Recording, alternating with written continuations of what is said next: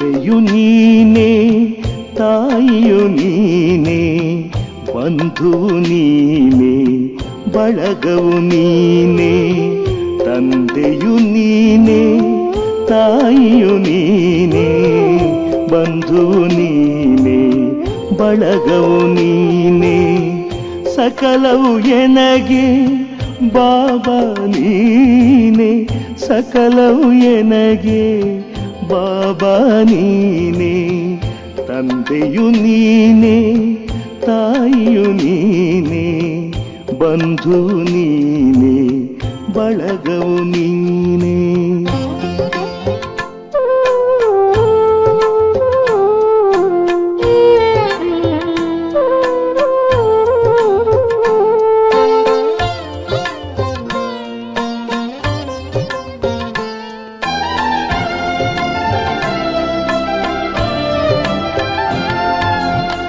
ಸಿರಿಯು ನೀನೇ, ಸಂಪದ ನೀನೇ, ಹಿರಿಮೆ ನೀನೇ, ಗರಿಮೆ ನೀನೇ. ಸಿರಿಯು ನೀನೇ, ಸಂಪದ ನೀನೇ, ಹಿರಿಮೆ ನೀನೇ, ಗರಿಮೆ ನೀನೇ. ಸಕಲವು ಎನಗೆ ಬಾಬಾ ನೀನೇ, ಸಕಲವು ಎನಗೆ ಬಾಬಾ ನೀನೇ.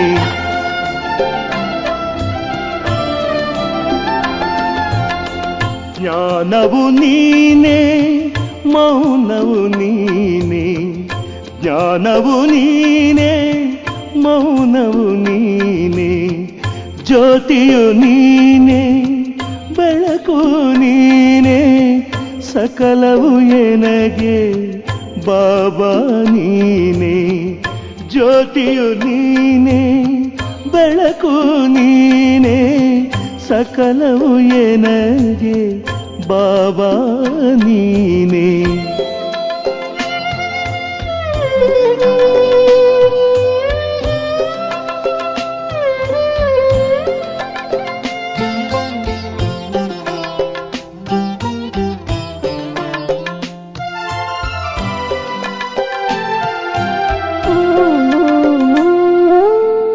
ರತ್ನವು ನೀನೇ, ಮುತ್ತು ನೀನೇ, ಕರ್ತುವು ನೀನೇ, ಧಾತೃವು ನೀನೇ.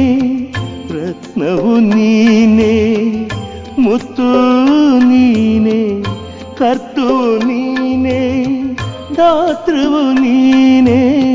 ಸಕಲವು ಎನಗೆ ಬಾಬಾ ನೀನೇ, ಸಕಲವು ಎನಗೆ ಬಾಬಾ ನೀನೇ.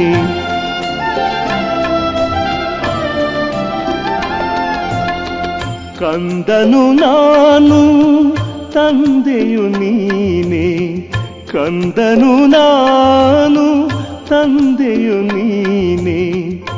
ಅಂಧನು ನಾನು, ಬಂಧನ ಬಿಡಿಸುವ ಗುರುವು ನೀನೇ, ವರವು ನೀನೇ. ಅಂಧನು ನಾನು, ಬಂಧನ ಬಿಡಿಸುವ ಗುರುವು ನೀನೇ, ವರವು ನೀನೇ. ತಂದೆಯು ನೀನೇ, ತಾಯಿಯು ನೀನೇ, ಬಂಧುವು ನೀನೇ, ಬಳಗವು ನೀನೇ. ತಂದೆಯು ನೀನೇ, ತಾಯಿಯು ನೀನೇ, ಬಂಧು ನೀನೇ, ಬಳಗವು ನೀನೇ. ಸಕಲವು ಎನಗೆ ಬಾಬಾ ನೀನೇ, ಸಕಲವು ಎನಗೆ ಬಾಬಾ ನೀನೇ, ಸಕಲವು ಎನಗೆ ಬಾಬಾ ನೀನೇ, ಸಕಲವು ಎನಗೆ ಬಾಬಾ ನೀನೇ.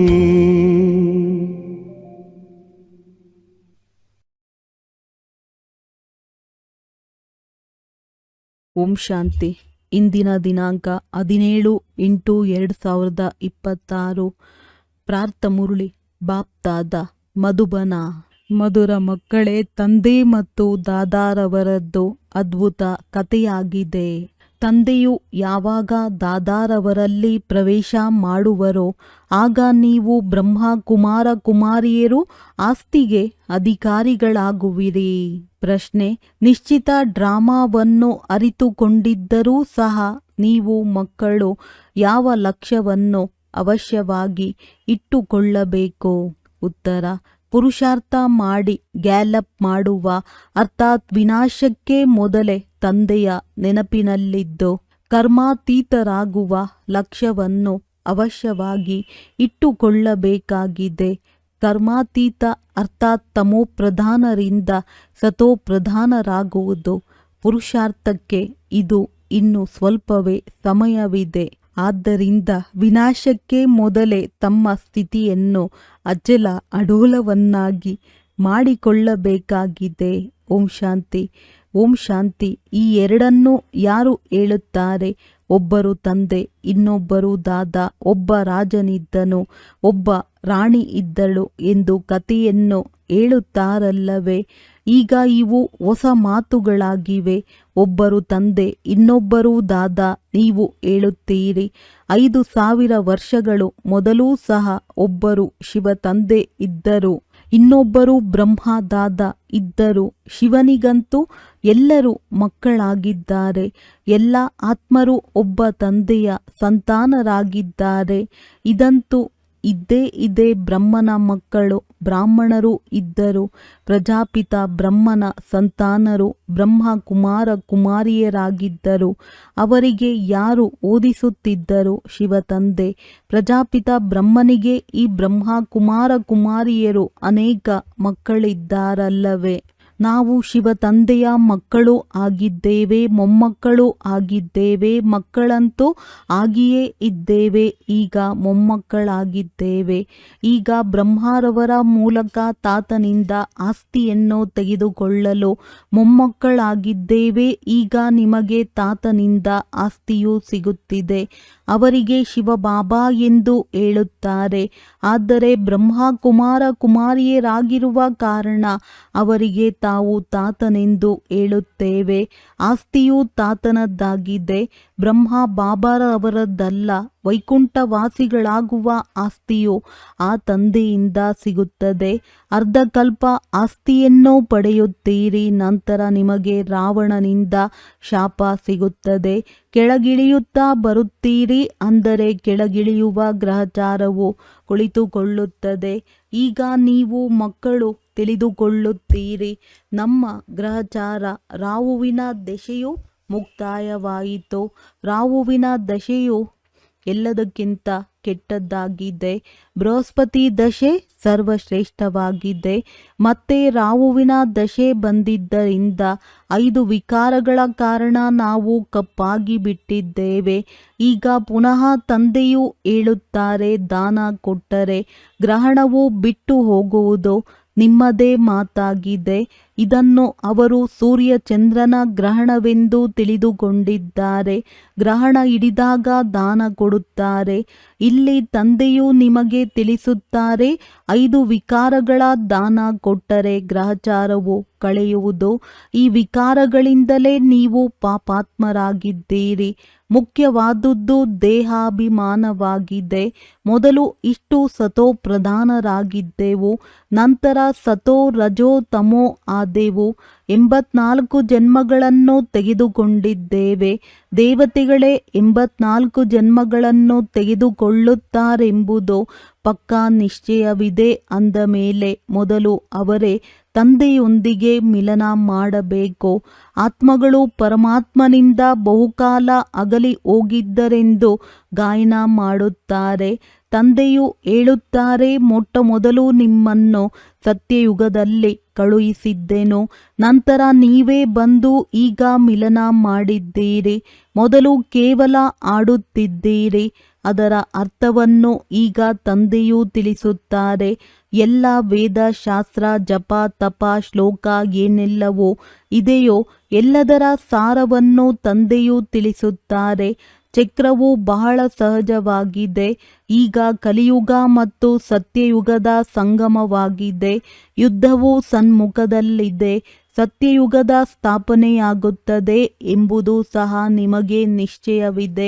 ಕಲಿಯುಗದಲ್ಲಿ ಯಾರೆಲ್ಲರೂ ಇದ್ದಾರೆಯೋ ಎಲ್ಲರ ಶರೀರಗಳು ಸಮಾಪ್ತಿಯಾಗುತ್ತವೆ. ಬಾಕಿ ಆತ್ಮರು ಪವಿತ್ರರಾಗಿ ಲೆಕ್ಕಾಚಾರವನ್ನು ಮುಗಿಸಿಕೊಂಡು ಹೋಗುತ್ತಾರೆ. ಇದು ಎಲ್ಲರ ಅಂತಿಮ ಸಮಯವಾಗಿದೆ. ಆತ್ಮಗಳು ಶರೀರಗಳನ್ನು ಬಿಟ್ಟು ಹೊರಟು ಹೋಗುತ್ತಾರೆ. ಇದು ಈಗ ನಿಮ್ಮ ಬುದ್ಧಿಯಲ್ಲಿದೆ. ಎಲ್ಲಿಯವರೆಗೆ ನಾವು ಕರ್ಮಾತೀತ ಸ್ಥಿತಿಯನ್ನು ನಾವು ಪಡೆಯುವುದಿಲ್ಲವೋ ಅಲ್ಲಿಯವರೆಗೆ ಸಂಗಮದಲ್ಲಿ ನಿಂತಿರುತ್ತೇವೆ.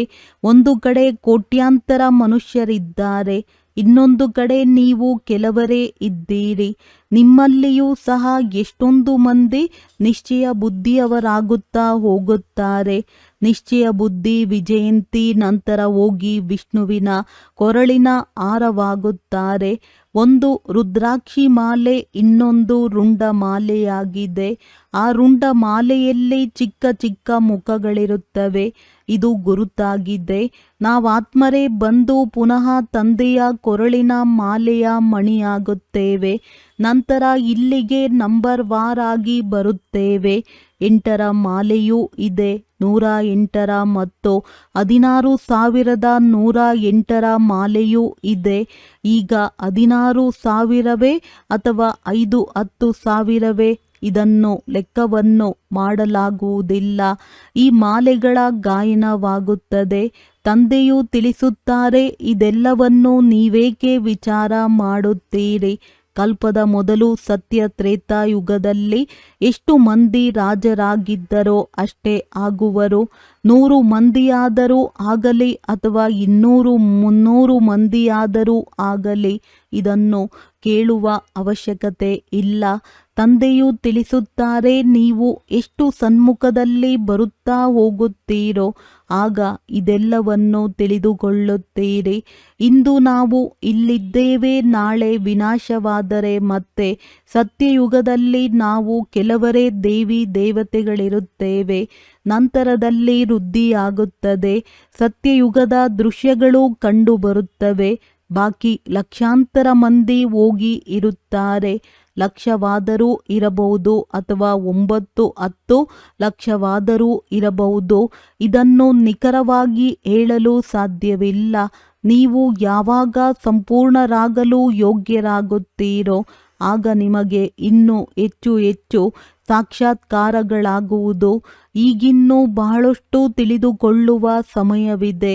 ಬಹಳ ಸಾಕ್ಷಾತ್ಕಾರಗಳಾಗುತ್ತಾ ಇರುತ್ತವೆ. ಯುದ್ಧದ ತಯಾರಿಗಳು ಬಹಳ ನಡೆಯುತ್ತಿದೆ. ಎಲ್ಲ ವಸ್ತುಗಳ ಬೇಡಿಕೆ ಹೆಚ್ಚಾಗುತ್ತಾ ಹೋಗುತ್ತದೆ. ವಿದೇಶದಲ್ಲಿಯೂ ಸಹ ತೆರಿಗೆ ಹೆಚ್ಚುತ್ತಾ ಹೋಗುತ್ತದೆ. ಬಹಳಷ್ಟು ಬೇಡಿಕೆಯಾಗಿ ನಂತರ ಒಮ್ಮೆಲೆ ಎಲ್ಲವೂ ಸಸ್ತ ಆಗಿಬಿಡುತ್ತದೆ. ಸತ್ಯಯುಗದಲ್ಲಿ ಯಾವುದೇ ವಸ್ತುವಿಗಾಗಿ ಖರ್ಚಾಗುವುದಿಲ್ಲ. ಎಲ್ಲ ಗಣಿಗಳು ಸಂಪನ್ನವಾಗಿ ಬಿಡುತ್ತವೆ. ಹೊಸ ಪ್ರಪಂಚದಲ್ಲಿ ಬಹಳ ವೈಭವವಿರುತ್ತದೆ. ಲಕ್ಷ್ಮೀನಾರಾಯಣರ ಬಳಿ ಬಹಳ ವೈಭವವಿತ್ತಲ್ಲವೇ?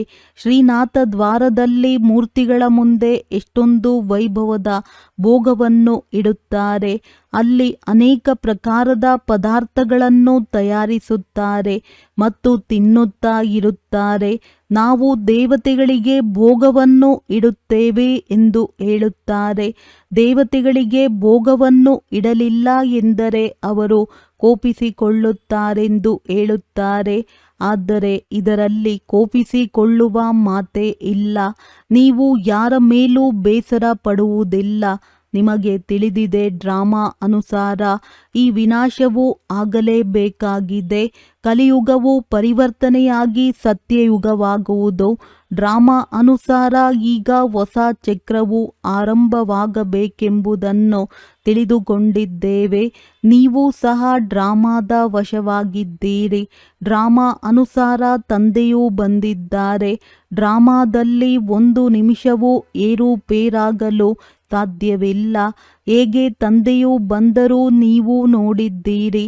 ಕಲ್ಪದ ನಂತರವೂ ಚಾಚು ತಪ್ಪದೆ ಇದೇ ರೀತಿಯಾಗುವುದು. ಶಾಸ್ತ್ರಗಳಲ್ಲಿ ಕಲ್ಪದ ಆಯಸ್ಸನ್ನು ಉದ್ದಗಲವಾಗಿ ಬರೆದಿದ್ದಾರೆ. ಈಗ ನೀವು ಮಕ್ಕಳ ಬುದ್ಧಿಯಲ್ಲಿದೆ. ಅವಶ್ಯವಾಗಿ ವಿನಾಶವು ಸನ್ಮುಖದಲ್ಲಿ ನಿಂತಿದೆ. ನೀವೀಗ ಮುನ್ನಡೆಯುತ್ತಿದ್ದೀರಿ. ನಿಮಗೆ ತಿಳಿದಿದೆ, ತಂದೆಯನ್ನು ನೆನಪು ಮಾಡುತ್ತಾ ನಾವು ಅವಶ್ಯವಾಗಿ ಕರ್ಮಾತೀತ ಸ್ಥಿತಿಯನ್ನು ಹೊಂದಬೇಕಾಗಿದೆ. ಅರ್ಥಾತ್ ತಮೋ ಪ್ರಧಾನರಿಂದ ಸತೋ ಪ್ರಧಾನರಾಗಬೇಕಾಗಿದೆ. ಒಂದು ವೇಳೆ ಈಗ ಪುರುಷಾರ್ಥ ಮಾಡದಿದ್ದರೆ ಪದವಿ ಭ್ರಷ್ಟವಾಗಿ ಬಿಡುವುದು. ಏ ಆತ್ಮರೇ, ನೀವೀಗ ಪತಿತರಾಗಿ ಬಿಟ್ಟಿದ್ದೀರಿ. ಇದು ಸಹ ತಿಳಿದಿದೆ. ಅನೇಕ ಪ್ರಕಾರದವರು ಬರುತ್ತಾರೆ. ಯಾರು ಅನ್ಯ ಧರ್ಮಗಳಲ್ಲಿ ಸೇರಿದ್ದಾರೆಯೋ ಅವರು ಪುನಃ ಅಲ್ಲಿಂದ ಮರಳಿ ಬರುತ್ತಾರೆ. ಬಂದು ತಂದೆಯಿಂದ ತಮ್ಮ ಆಸ್ತಿಯನ್ನು ಪಡೆಯುವ ಪುರುಷಾರ್ಥ ಮಾಡುತ್ತಿರುತ್ತಾರೆ. ಬ್ರಾಹ್ಮಣ ಧರ್ಮದಲ್ಲಿ ಬಂದು ಮತ್ತೆ ದೇವತಾ ಧರ್ಮದಲ್ಲಿ ಬರುತ್ತಾರೆ. ಬ್ರಾಹ್ಮಣ ಧರ್ಮದಲ್ಲಿ ಬರಲಿಲ್ಲವೆಂದರೆ ದೇವತಾ ಧರ್ಮದಲ್ಲಿ ಹೇಗೆ ಬರುತ್ತಾರೆ? ಬ್ರಾಹ್ಮಣರು ದಿನೇ ದಿನೇ ವೃದ್ಧಿಯಾಗುತ್ತಾ ಇರುತ್ತಾರೆ. ವಿನಾಶವು ಸನ್ಮುಖ ಬಂದು ಬಿಟ್ಟಿದೆ ಎಂಬುದನ್ನು ನೋಡಿದಾಗ ಇವರು ಸತ್ಯ ಹೇಳುತ್ತಾರೆಂದು ಅರ್ಥವಾಗುತ್ತದೆ. ಆಗ ವೃದ್ಧಿಯಾಗುತ್ತಾ ಹೋಗುತ್ತದೆ. ಬ್ರಾಹ್ಮಣರ ವೃಕ್ಷವು ವೃದ್ಧಿಯಾಗಿ ತುಂಬಿ ಹೋದಾಗ ಹಿಂತಿರುಗಿ ಹೋಗುವಿರಿ. ದೇವತೆಗಳ ವೃಕ್ಷವು ಹೆಚ್ಚಾಗುವುದು. ನೀವೀಗ ಸಂಗಮದಲ್ಲಿ ರಾಜಯೋಗವನ್ನು ಕಲಿಯುತ್ತಿದ್ದೀರಿ. ಈ ಸಂಗಮಕ್ಕೆ ಕಲ್ಯಾಣಕಾರಿ ಯುಗವೆಂದು ಹೇಳಲಾಗುತ್ತದೆ. ಸಂಗಮದ್ದೇ ಗಾಯನವಿದೆ. ಗಂಗಾ ಸಾಗರದ ಮೇಳವನ್ನು ತೋರಿಸುತ್ತಾರೆ. ಅದೆಲ್ಲವೂ ಭಕ್ತಿ ಮಾರ್ಗದ್ದಾಗಿದೆ. ಇವರು ಜ್ಞಾನಸಾಗರ ಮತ್ತು ಜ್ಞಾನಸಾಗರನಿಂದ ಹೊರಟಿರುವ ಜ್ಞಾನ ಗಂಗೆಯರಾಗಿದ್ದೀರಿ. ಜ್ಞಾನಸಾಗರದೊಂದಿಗೆ ಪತಿತ ಪಾವನ ಶಬ್ದವು ಅನ್ವಯಿಸುತ್ತದೆ.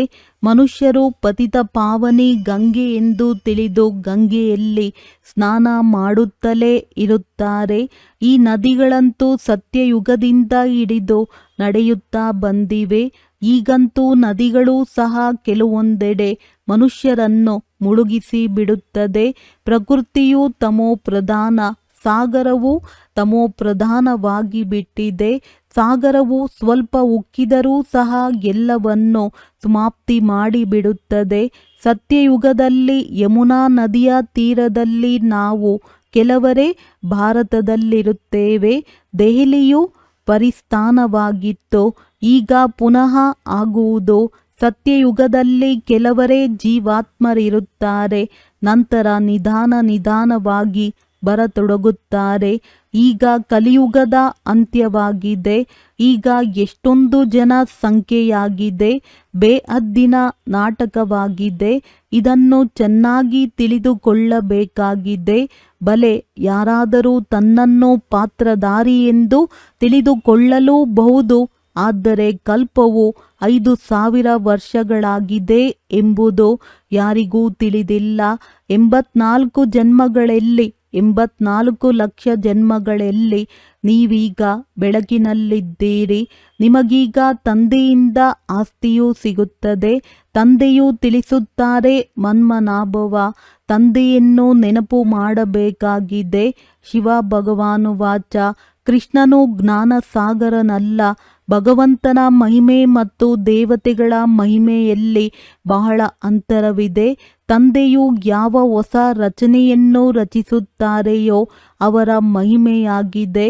ಸರ್ವಗುಣ ಸಂಪನ್ನರು ನೀವೀಗ ಆ ರೀತಿ ಆಗುತ್ತಿದ್ದೀರಿ. ತಂದೆಯ ಮಹಿಮೆ ಮತ್ತು ದೇವತೆಗಳ ಮಹಿಮೆಯಲ್ಲಿ ರಾತ್ರಿ ಹಗಲಿನ ಅಂತರವಿದೆ. ಇದು ರಾಜಯೋಗವಲ್ಲವೇ? ಭಗವಂತನು ರಾಜಯೋಗವನ್ನು ಕಲಿಸುತ್ತಾರೆಂದು ಗಾಯನವಿದೆ.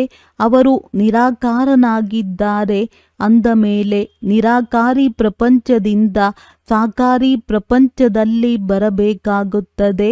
ಭಗವಂತನಿಗೆ ಇಷ್ಟೊಂದು ಮಹಿಮೆ ಇದೆ. ಅಂದ ಮೇಲೆ ಅವಶ್ಯವಾಗಿ ಬರಬೇಕಾಗಿದೆ. ಅವರದ್ದು ದಿವ್ಯ ಅಲೌಕಿಕ ಜನ್ಮವಾಗಿದೆ. ಮತ್ಯಾರದ್ದು ದಿವ್ಯ ಜನ್ಮವೆಂದು ಗಾಯನವಾಗುವುದಿಲ್ಲ. ಇದು ಸಹ ಮಕ್ಕಳಿಗೆ ತಿಳಿಸಲಾಗಿದೆ. ಒಬ್ಬರು ಲೌಕಿಕ ತಂದೆ, ಇನ್ನೊಬ್ಬರು ಪಾರಲೌಕಿಕ ತಂದೆ ಇದ್ದಾರೆ. ಇವರನ್ನೇ ಭಗವಂತನೆಂದು ಹೇಳಿ ನೆನಪು ಮಾಡುತ್ತಾರೆ. ಮತ್ತು ಮೂರನೆಯವರು ಅಲೌಕಿಕ ತಂದೆ ಇದ್ದಾರೆ. ಇವರು ಅದ್ಭುತ ತಂದೆಯಾಗಿದ್ದಾರೆ. ತಂದೆಯು ದತ್ತು ಮಾಡಿಕೊಳ್ಳುತ್ತಾರೆ. ಅವರ ಮಧ್ಯದಲ್ಲಿ ಈ ಅಲೌಕಿಕ ತಂದೆಯೂ ಬಂದು ಬಿಡುತ್ತಾರೆ. ಪ್ರಜಾಪಿತ ಬ್ರಹ್ಮನಿಗೆ ಎಷ್ಟೊಂದು ಮಂದಿ ಮಕ್ಕಳಿದ್ದಾರೆ. ಶಿವ ತಂದೆಯು ಬಂದು ಬ್ರಹ್ಮರವರ ಮೂಲಕ ನಿಮ್ಮನ್ನು ತನ್ನವರನ್ನಾಗಿ ಮಾಡಿಕೊಳ್ಳುತ್ತಾರೆ. ಎಷ್ಟೊಂದು ಮಂದಿ ಬ್ರಹ್ಮ ಕುಮಾರ ಕುಮಾರಿಯರಾಗುತ್ತೀರಿ. ಲೌಕಿಕ ತಂದೆಗೆ 8-10 ಮಂದಿ ಮಕ್ಕಳಿರಬಹುದು. ಶಿವ ತಂದೆಯು ಪಾರಲೌಕಿಕ ತಂದೆಯಾಗಿದ್ದಾರೆ. ಅವರಿಗೆ ಅನೇಕ ಮಕ್ಕಳಿದ್ದೀರಿ. ನಾವೆಲ್ಲರೂ ಸಹೋದರರಾಗಿದ್ದೇವೆ ಎಂದು ಎಲ್ಲ ಆತ್ಮರು ಹೇಳುತ್ತಾರೆ. ಈ ಸಂಗಮದಲ್ಲಿ ಮತ್ತೆ ಅಲೌಕಿಕ ತಂದೆಯು ಸಿಗುತ್ತಾರೆ. ಸತ್ಯಯುಗದಲ್ಲಿ ನಿಮಗೆ ಈ ಜ್ಞಾನವಿರುವುದಿಲ್ಲ. ಯಾವಾಗ ತಂದೆಯು ಬಂದು ಹೊಸ ಸೃಷ್ಟಿಯನ್ನು ರಚಿಸುವರೋ ಆಗಲೇ ಪ್ರಜಾಪಿತ ಬ್ರಹ್ಮ ತಂದೆಯು ಸಿಗುತ್ತಾರೆ. ಅಂದ ಮೇಲೆ ಇದು ಅಲೌಕಿಕ ಜನ್ಮವಾಯಿತಲ್ಲವೇ? ಇದನ್ನು ಯಾರೂ ತಿಳಿದುಕೊಂಡಿಲ್ಲ. ಒಬ್ಬರು ಲೌಕಿಕ ತಂದೆ, ಇನ್ನೊಬ್ಬರು ಪಾರಲೌಕಿಕ ತಂದೆ ಮತ್ತು ಇವರು ಸಂಗಮಯುಗಿ ಅಲೌಕಿಕ ತಂದೆಯಾಗಿದ್ದಾರೆ. ಸತ್ಯಯುಗದಿಂದ ಹಿಡಿದು ಲೌಕಿಕ ತಂದೆಯರು ಪ್ರತಿ ಜನ್ಮದಲ್ಲಿಯೂ ಸಿಗುತ್ತಾ ಬಂದಿದ್ದಾರೆ. ಪಾರಲೌಕಿಕ ತಂದೆಯನ್ನು ಅಲ್ಲಿ ಯಾರೂ ನೆನಪು ಮಾಡುವುದಿಲ್ಲ. ಅಲ್ಲಿ ಒಬ್ಬರೇ ತಂದೆ ಇರುತ್ತಾರೆ. ಹೇ ಭಗವಂತ, ಹೇ ಪರಮಾತ್ಮ ಎಂದು ಹೇಳಿ ನೆನಪು ಮಾಡುವುದಿಲ್ಲ. ಮತ್ತೆ ದ್ವಾಪರದಲ್ಲಿ ಯಾವಾಗ ಭಕ್ತಿ ಮಾರ್ಗವು ಪ್ರಾರಂಭವಾಗುವುದೋ ಆಗ ಇಬ್ಬರು ತಂದೆಯರಾಗುತ್ತಾರೆ. ಈ ಸಂಗಮದಲ್ಲಿ 3 ತಂದೆಯರಿದ್ದಾರೆ. ಪ್ರಜಾಪಿತ ಬ್ರಹ್ಮನೂ ಸಹ ಈಗ ಸಿಗುತ್ತಾರೆ. ನೀವೀಗ ಅವರ ಮಕ್ಕಳಾಗುತ್ತೀರಿ. ಇವರು ಅಲೌಕಿಕ ತಂದೆ ಎಂದು ನಿಮಗೆ ತಿಳಿದಿದೆ. ಈಗ ನೀವು ಈ ಮಾತುಗಳನ್ನು ಚೆನ್ನಾಗಿ ತಿಳಿದುಕೊಂಡಿದ್ದೀರಿ ಮತ್ತು ನೆನಪು ಮಾಡುತ್ತೀರಿ. ತಮ್ಮನ್ನು ಆತ್ಮನೆಂದು ತಿಳಿದು ತಂದೆಯನ್ನು ನೆನಪು ಮಾಡಿರಿ. ಸತ್ಯಯುಗದಲ್ಲಿ ನೆನಪು ಮಾಡುವ ಅವಶ್ಯಕತೆಯೇ ಇರುವುದಿಲ್ಲ. ದುಃಖದಲ್ಲಿ ಎಲ್ಲರೂ ಪಾರಲೌಕಿಕ ತಂದೆಯ ಸ್ಮರಣೆ ಮಾಡುತ್ತಾರೆ. ಇದು ಬಹಳ ಸಹಜ ಮಾತಾಗಿದೆ. ಸತ್ಯ ತ್ರೇತಾಯುಗದಲ್ಲಿ ಒಬ್ಬ ತಂದೆ ಇರುತ್ತಾರೆ. ದ್ವಾಪರದಲ್ಲಿ ಇಬ್ಬರು ತಂದೆಯರಿರುತ್ತಾರೆ. ಈ ಸಮಯದಲ್ಲಿ ನೀವು ಅಲೌಕಿಕ ತಂದೆಯ ಮಕ್ಕಳಾಗಿದ್ದೀರಿ. ಅವರ ಮೂಲಕ ನೀವು ಆಸ್ತಿಯನ್ನು ತೆಗೆದುಕೊಳ್ಳುತ್ತೀರಿ. ನೀವು ಮಕ್ಕಳೇ ಬ್ರಾಹ್ಮಣರಾಗುತ್ತೀರಿ. ನಂತರ ದೇವತೆಗಳಾಗುತ್ತೀರಿ. ನೀವೇ ವಿನಾಶವನ್ನು ಸಹ ನೋಡಬೇಕಾಗಿದೆ. ನೀವು ಈ ಕಣ್ಣುಗಳಿಂದಲೇ ನೋಡುತ್ತೀರಿ. ಬಾಂಬುಗಳನ್ನು ಹಾಕುತ್ತಾರೆ.